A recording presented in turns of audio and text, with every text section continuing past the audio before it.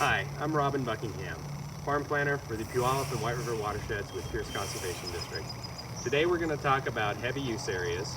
If you have any questions about the information in the video or would like some help planning a heavy use area on your farm, reach out anytime.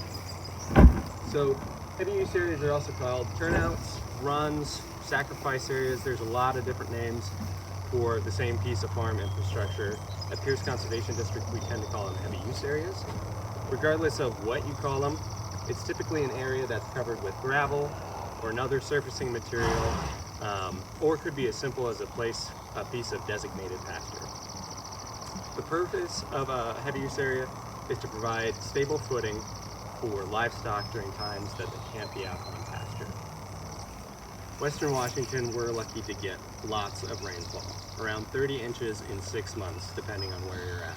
However, that can make managing livestock and pastures pretty tricky. If you let animals out on wet pastures, you run the risk of compacting the soil and damaging the forage's productive capacity. Forages also need a rest at the end of dry summer months when limited moisture limits their regrowth. Overgrazing at this point in the season can severely impact productivity for seasons to come. These areas also allow us to manage livestock wastes better as well. Soil, bedding, manure, and hay, when mixed with water, can become mud. This is unsightly, bad for animal health, and can negatively impact our shared natural resources. If you're considering developing a heavy use area on your property, there's some things you'll want to plan out. The first is location. Where you site the facility is going to determine the materials you use, potential permitting needed, as well as your daily workflow of chores. Pick a site that's flat or gently sloping. 1% slope is ideal, and you really want it to slope away from any barns or other infrastructures, as that can cause water management issues. Make sure that you abide by all setbacks of wetland areas, fish and wildlife habitat, and other critical areas as designated by your permitting authority. And remember that sturdy and safe fencing is extremely important. After you've chosen a site for your heavy use area, you'll want to think about the amount of space that you're going to dedicate to it. Animal health and comfort is going to play a big role in that, as well as the amount of productive land that you want to give it up to accommodate the heavy use area. A good rule of thumb for planning out a space for heavy use area is to size it as small as practical for the livestock that you have, while maintaining, of course, their comfort and health.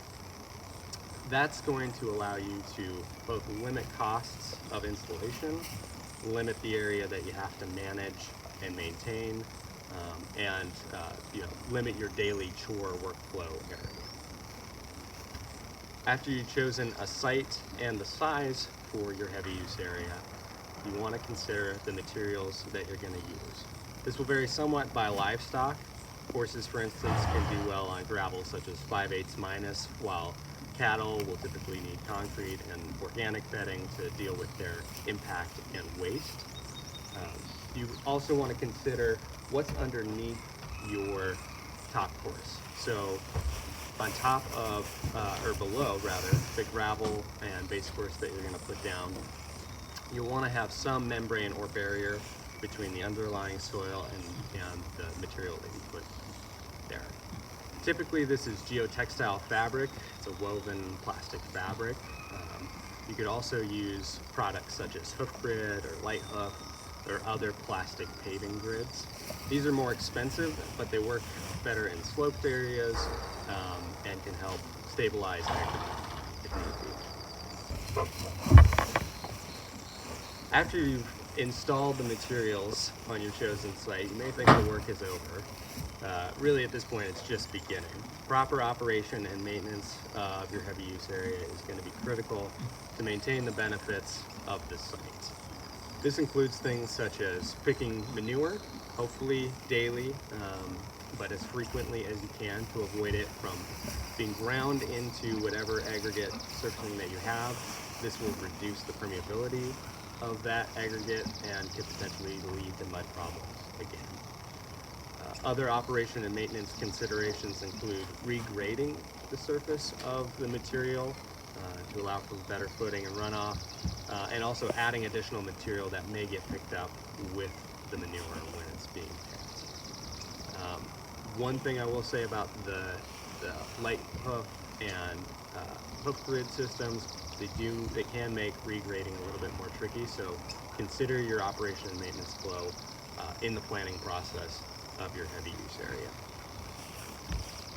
Other areas that can benefit from heavy use area protection include gates and walkways and other high traffic areas where mud could potentially develop.